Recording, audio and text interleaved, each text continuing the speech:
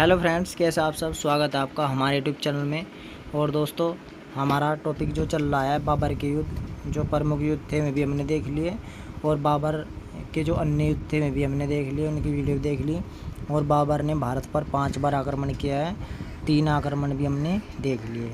तो आज हमारा जो ये वीडियो है, इसमें हम देखेंगे बाबर के भारत पर 5वां और चौथा आक्रमण। ठीक है दोस्तों, देखिए ये जो पानीपत का युद्ध था उससे पहले, और जब बाबर भारत में आक्रमण करता है एंट्री करने के लिए भारत में, तो उसके बीच उसने 5 अभियान शुरू किए भारत के लिए, मतलब 5 आक्रमण किए। ठीक है, तो वही हम पढ़ रहे हैं। पिछली वीडियो में भी यही था, 3 आक्रमण उसमें देखे और 2 आक्रमण इसमें देखेंगे, चौथा और 5वां आक्रमण। ठीक है, या अभियान।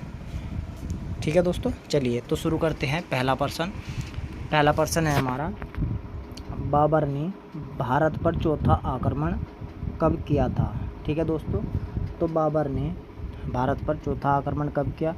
तो दोस्तों, चौथा आक्रमण जो किया था बाबर ने, वो किया था 1524 में। ठीक है, पहला ऑप्शन सही हो जाएगा। चलिए अगले प्रश्न को देखें। अगला प्रश्न है हमारा, इब्राहिम लोदी ने किसके नेतृत्व में शाही सेना भेजकर लाहौर पर अधिकार कर लिया था। ठीक है दोस्तों, तो इब्राहिम लोदी ने किसके नेतृत्व में शाही सेना भेजकर लाहौर पर अधिकार कर लिया था।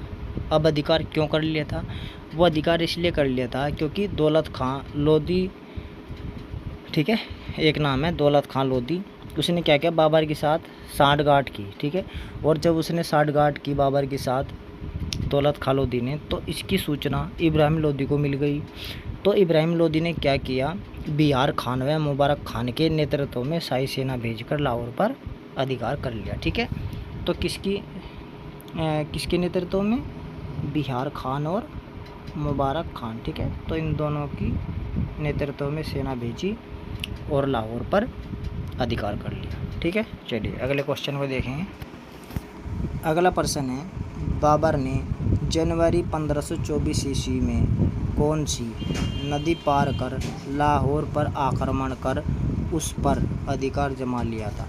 ठीक है दोस्तों, तो देखिए बाबर ने जनवरी 1524 ईस्वी में सिंध नदी या सिंधु नदी को पार कर लाहौर पर आक्रमण किया और उस पर अधिकार जमा लिया। ठीक है दोस्तों, तो सिंध नदी या सिंधु नदी। ठीक है, तो इसका ऑप्शन हो जाएगा ये। चलिए अगले क्वेश्चन को देखेंगे। अगला प्रश्न है, दीपालपुर पर आक्रमण के बाद बाबर किस सेवा में कौन उपस्थित हुआ था। तो दीपालपुर पर आक्रमण कर दुर्ग के लोगों की मौत के घाट उतार दिया किसने, बाबर ने। और यह देखकर दौलत खां लोदी बाबर की सेवा में उपस्थित हो गया। ठीक है दोस्तों, उससे डर गया और वो दौलत खां लोदी बाबर की सेवा में उपस्थित हो गया। ठीक है दोस्तों, ये हम जो प्रश्न देख रहे हैं चौथे आक्रमण के अंतर्गत है। ठीक है दोस्तों, जब 5वां होगा हम बता देंगे शुरू। ठीक है दोस्तों, चलिए अगले प्रश्न को देखेंगे। अगला प्रश्न है, बाबर ने दौलत खां को कौन से राज्य प्रदान किए थे। ठीक है दोस्तों, तो देखिए जब वो उसकी सेवा में चलेगा तो बाबर ने उसे सुल्तानपुर और जालंधर प्रदान किए, लेकिन वो इससे संतुष्ट नहीं था और बाबर ने अपने आप क्या रखा, लाहौर को। ठीक है, तो उसको दिया सुल्तानपुर और जालंधर। ठीक है, तो ये उपयुक्त दोनों दे दिए दौलत खां को। ठीक है, तो बाबर ने दौलत खां को सुल्तानपुर जालंधर दे दिए। ठीक है, या प्रदान किए, और स्वयं लाहौर को रख लिया। ठीक है, और इससे वो असंतुष्ट भी हुआ। चलिए अगले प्रश्न में देखेंगे इसे। अगला प्रश्न है, किसने दौलत खां की बाबर के खिलाफ षड्यंत्र की सूचना दी। तो जब वो बाबर से असंतुष्ट हुआ दौलत खां, तो उसने क्या किया, बाबर के खिलाफ षड्यंत्र रचने की योजना बनाई। तो उसने योजना बनाई, तभी क्या किया, उसका पुत्र था दिलावर खां, उसने ये सूचना बाबर को दे दी। ठीक है, तो हमारा यही प्रश्न है कि किसने दौलत खां की बाबर के खिलाफ षड्यंत्र की सूचना दी। ठीक है, तो किसने दी, दिलावर खां ने दी, और किसको दी, बाबर को दी। ठीक है, कि बाबर को सूचना दी कि दौलत खां आपके खिलाफ षड्यंत्र रच रहा है। ठीक है, चलिए अगले प्रश्न को देखेंगे। अगला प्रश्न है दिलावर खान को खान खाना की उपाधि किसने दी थी। ठीक है बच्चों, तो देखिए क्या हुआ, बाबर ने जब ये सुना, ठीक है, तो दौलत खां भाग खड़ा हुआ और उसने समझने में देरी न लगाई और पंजाब के वहाँ पर वो रुका नहीं। ठीक है, पंजाब में रुका नहीं। ठीक है, तो देखिए जब दौलत खां षड्यंत्र रच रहा था बाबर के खिलाफ, तो उसके पुत्र दिलावर खान ने बताया, तो उससे दिलावर खां को खान खां की उपाधि दी। ठीक है, और उसकी प्रत्यक्ष संपत्ति भी उसे वापस कर दी। ठीक है, क्यों? क्योंकि उसने जो षड्यंत्र रच रहा था दौलत खां, ठीक है, उसको बताया दिलावर खां ने, इसलिए दौलत खां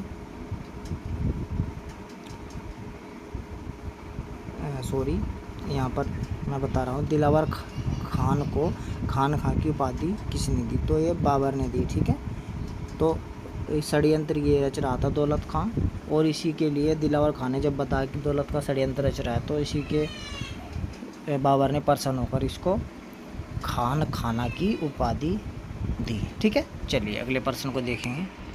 अगला प्रश्न है निम्नलिखित में सही कथन बताइए। ठीक है दोस्तों, तो देखिए इसमें सही कथन बताना है। इसमें क्या है, इसमें है एक तरफ है प्रांत और दूसरी तरफ है प्रांतपति। ठीक है, बाबर ने कुछ प्रांत और कुछ प्रांतों के प्रांतपति नियुक्त किए हैं। ठीक है दोस्तों, तो हमें देखना है कि जो व्यक्ति है वो उसका प्रांतपति है या नहीं है, सही है या नहीं है जोड़ा। ठीक है, तो देखिए पहला है मीर अब्दुल अजीज लाहौर का प्रांतपति था, बिल्कुल सही। खुसरो कोकलताज सियालकोट का प्रांतपति था, ये भी सही। बाबा कसका व आलम खान लोधी, ये भी सही है, दीपालपुर का क्या था प्रांतपति था। और मोहम्मद अली ताजिक कलानौर का।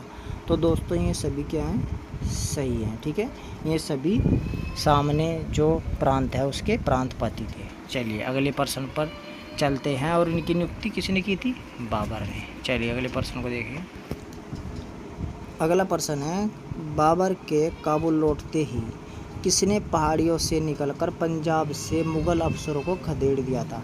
ठीक है दोस्तों, तो देखिए जैसे ही दौलत खां लोधी को पता लगा, ठीक है, जैसे ही दिलावर खां लोधी को पता लगा कि बाबर काबुल लौट चुका है, तो दौलत खां ने क्या किया, पहाड़ियों से निकलकर पंजाब से मुग़ल अफसरों को खदेड़ दिया। ठीक है, तो पहाड़ियों से निकलकर पंजाब से खदेड़ दिया किसने, दौलत खां लोधी। ठीक है, चलिए अगले प्रश्न पर चलेंगे। अगला प्रश्न है किसने संयुक्त रूप से इब्राहिम लोधी के खिलाफ दिल्ली पर आक्रमण किया था। ठीक है दोस्तों, तो किसने संयुक्त रूप से इब्राहिम लोधी के खिलाफ आक्रमण किया था दिल्ली पर। ठीक है, तो देखिए दिलावर खान लोधी ने किया, दौलत खान लोधी ने किया, आलम खान और गाजी खान इन दोनों ने भी किया, तो सभी ने संयुक्त रूप से आक्रमण किया दिल्ली पर। ठीक है, और किसके खिलाफ, इब्राहिम लोधी के खिलाफ। ठीक है दोस्तों, एक बार और सुन लें। देखिए आलम खान लोधी, दौलत खान लोधी, दिलावर खां और गाजी खां आदि ने संयुक्त रूप से दिल्ली पर आक्रमण किया, किंतु इब्राहिम लोधी ने युद्ध में इन्हें बुरी तरह क्या कर दिया, परास्त कर तितर-बितर कर दिया। ठीक है दोस्तों, तो यहाँ पर हार किसकी हुई थी जब आक्रमण किया, तो इन सभी की क्या हुई थी, हार। ठीक है, और इब्राहिम लोधी क्या हो गया था, जीत गया था। ठीक है दोस्तों, चलिए अगले प्रश्न को देखेंगे। अगला प्रश्न है बाबर को 1526 में पता चला उस समय दौलत खां लोधी ने किस दुर्ग में शरण ली थी। ठीक है दोस्तों, तो देखिए जब बाबर को 1526 ईस्वी में पता चला, ठीक है, देखिए एक बार और बता दूँ, सिंधु झेलम चिनाब नदियों को पार कर सियालकोट होते हुए बाबर कलानौर पहुंचा। कब, 1526 ईस्वी में जनवरी का महीना था। तो उसे जब वहां पता लगा, ज्ञात हुआ कि दौलत खां लोधी मिलवट के दुर्ग में शरण ली हुई है तथा गाजी खान निकट की पहाड़ियों में भाग गया है। ठीक है दोस्तों, कहाँ भाग गया है, तो ये कौन सी दुर्ग में था, मिलवट। ठीक है दोस्तों, मिलवट के दुर्ग में। ठीक है, और दौलत खां को यहाँ पर फिर क्या किया, जब उसने इसका घेरा डाल लिया मिलवट के दुर्ग का, बाबर ने घेरा डालकर दौलत खां को आत्मसमर्पण के लिए बाध्य किया। ठीक है दोस्तों, और उसने बंदी बनाकर बाबर के समक्ष ले लाया और बाबर ने फिर आदेश दिया कि इन्हें 2 तलवारों को जिन्होंने मुझे यह युद्ध करने के लिए अपनी कमर में बांधा था। ठीक है, मतलब तलवार संबंधी यहाँ पर बातें होती हैं। चलिए अगले प्रश्न पर चलते हैं। अगला प्रश्न है, किसने आदेश दिया था कि, ठीक है दोस्तों, किसने आदेश दिया था कि दौलत खां की गर्दन में दोनों तलवार लटका दी जाए। ठीक है, तो दोनों तलवारें किसकी गर्दन में लटका दी जाएं? तो दोस्तों ये लटका दी जाएं, तो ये लटका दी जाएं दौलत खां की। तो ये आदेश दिया था किसने? ठीक है, तो देखिए जब वो दुर्ग में छिपा हुआ था मिलवट के, और उसके घेर लिया और फिर उसको आत्मसमर्पण के लिए बंदी बनाकर उसके बाबर के समक्ष लाएगा, तो उसने ये बात कही थी। ठीक है, अब मैं आपको बता रहा हूँ, आप ध्यान से सुनना। तो बाबर आदेश देता है कि उन्हें 2 तलवारों जिन्हें मुझसे युद्ध करने के लिए अपनी कमर में बांधा था उसकी गर्दन में लटका दिया जाए, उसे पाँव खींचकर घुटने के बल झुका दिया जाए। मैंने उसे अपने माता पिता माना, अभिलाषा से कहीं अधिक से उसे सम्मान दिया। मैंने उसके साथ कौन सी बुराई की थी कि उसने इस प्रकार अपने दोनों और तलवारें लटका कर मेरे राज्य पर आक्रमण किया। ठीक है दोस्तों, तो ये बाबर इसका सही जवाब है। ठीक है दोस्तों, तो बाबर ने आदेश दिया था कि दौलत खां की गर्दन में दोनों तलवार लटका दी जाएं। ठीक है, चलिए अगले प्रश्न पर चलते हैं। अगला प्रश्न है, मिलवट के दुर्ग में बाबर को गाजी, ठीक है, खान के पुस्तकालय में बहुमूल्य ग्रंथ व पांडुलिपियाँ मिली, उसने इनको किसके पास भेज दिया था? ठीक है दोस्तों, तो देखिए हम विस्तार से पढ़ते हैं। जो मिलवट का दुर्ग था, ठीक है दोस्तों, तो मिलवट के दुर्ग में बाबर को गाजी खान के पुस्तकालय में बहुमूल्य ग्रंथ और पांडुलिपियाँ मिली, जिसे उसने हुमायूं के पास भेज दिया था। ठीक है दोस्तों, किसके पास? तो हुमायूं के पास भेजा था। चलिए अगले प्रश्न पर चलते हैं। अगला प्रश्न है, 26 फरवरी 1526 को हुमायूं के नेतृत्व वाली सेना ने हामिद खान को परास्त किस पर अधिकार कर लिया था? ठीक है दोस्तों, तो देखिए 26 फरवरी 1526 ईस्वी को हुमायूं के नेतृत्व वाली सेना थी, उसने हामिद खान को हरा दिया और कहाँ हरा दिया? हिसार फिरोजा पर अधिकार कर लिया। ठीक है दोस्तों, और हराकर किस पर अधिकार कर लिया? तो हिसार फिरोजा। ठीक है दोस्तों, हिसार फिरोजा पर अधिकार कर लिया था। ठीक है, चलिए अगले प्रश्न पर चलते हैं। अगला प्रश्न है, किसके अनुसार यह हुमायूं का प्रथम युद्ध तथा प्रथम अनुभव था? ठीक है दोस्तों, तो ये किसके अनुसार है? तो दोस्तों ये जहीरुद्दीन बाबर के अनुसार है। ठीक है दोस्तों, जहीरुद्दीन बाबर ने कहा कि यह हुमायूं का प्रथम युद्ध तथा प्रथम अनुभव था और एक बड़ा ही उत्कर्ष शगुन था। ठीक है दोस्तों, अब दूसरों को सबक सिखाने के लिए बंदूकचों को यहाँ के सभी कैदियों को गोली मार देने का हुक्म भी दिया इसी के साथ। ठीक है दोस्तों, कि सबको गोली मार दी जाए। चलिए अगले प्रश्न पर चलते हैं। देखिए हमारा अंतिम प्रश्न है, बाबर ने 5वां आक्रमणीय अभियान कब किया था? ठीक है दोस्तों, तो बाबर ने 5वां आक्रमण कब किया था? तो 1525-26 में किया था, मतलब विपरीत दोनों। ठीक है दोस्तों, तो इसका सही जवाब है 1525-26 में।